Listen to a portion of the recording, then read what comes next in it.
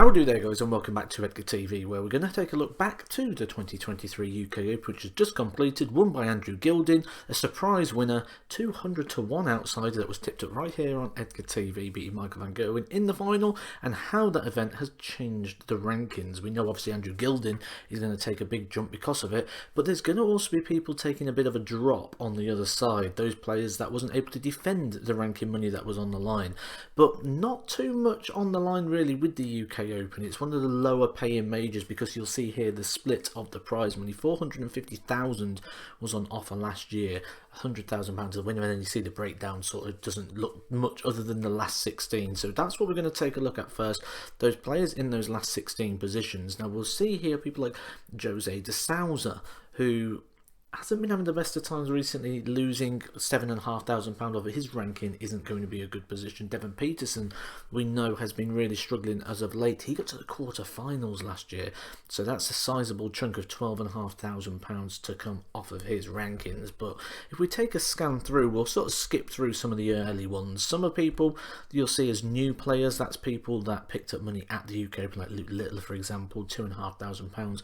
He's not really going to have the opportunity to add to that, other than going through the development tour and maybe making the World Championship. If he does make the top 64, he will obviously keep that money and that prize money on there, but without a tour card, he would go back to zero at the end of the year should he not reach the top 64 stage. Jeffrey Deswan just won his tour card back recently. You see he took a big jump there, moving up towards 92. His first target is the top 64, which is where we're going to be looking at for our first movers and shakers. We take a look here at Richie Burnett, who's gone up 7 places up to world number 71, and that sizable paycheck, quarter-final place of £15,000, has moved Richie up to £38,000. Now that is quite a sizable and interesting move for Richie Burnett, because we saw there that he's actually moved now closer towards the top 64.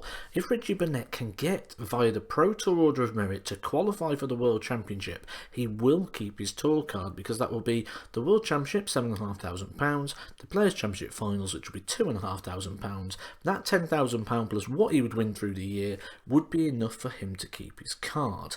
The same wouldn't be said though for Devon Peterson. We mentioned that he's been on the bit of a decline. He's now come outside of the world's top 64. This year is not just a year about Devon Peterson making the World Championships. It's about him making the World Championships and getting a couple of wins there, or completely turning around that floor Pro Tour sort of form.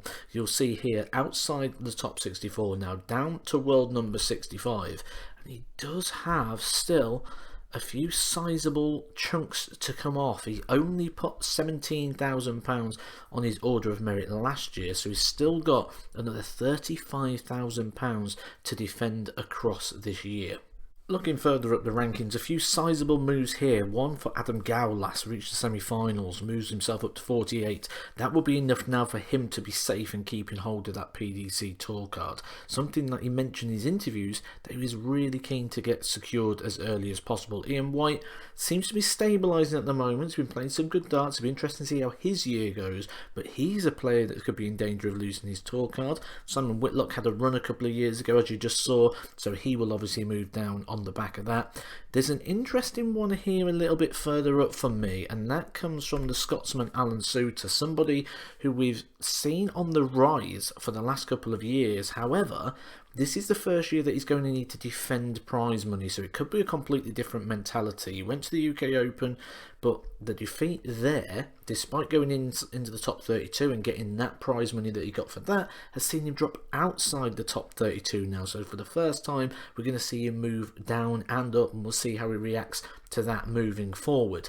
He being replaced by Vincent van der Voort in that position. Well, actually been replaced by Andrew Gilding, if you want to be pernickety with it. Andrew Gilding up 16 places after winning the UK Open, up to the world number 25. Now that's interesting for me.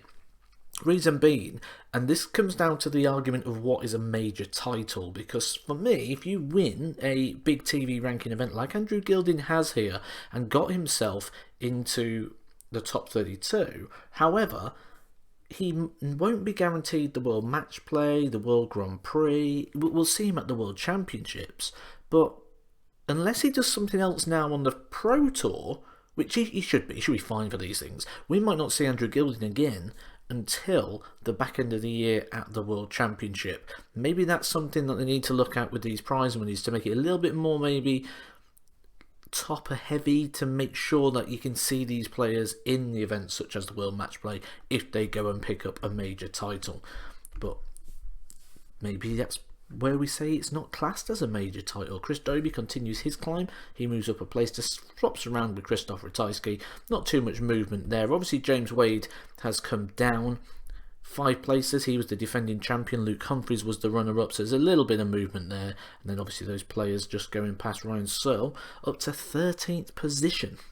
And that brings me to my main key points here of the UK Open and the movements. Richie Burnett in a position now that he could go on to keep his tour card, which, you know, pre the World Championship qualifier a couple of months ago you wouldn't have said was a possibility. Andrew Gilding back inside the world's top 32 and comfortably inside, which means he's going to be seeded for the World Championship. James Wade in serious danger of dropping outside the world's top 16. That means he would not be guaranteed events such as the World Match Play or the World Grand Prix. And Adam Gaulas will be in position to keep his card. That's the main stories for me in terms of the world rankings from the UK Open. If you picked out another one, let me know down in the comment section below. On your way down there, guys, please do hit the like button, subscribe to Edgar TV, and I will catch you very soon for some more Edgar TV. Edgar TV.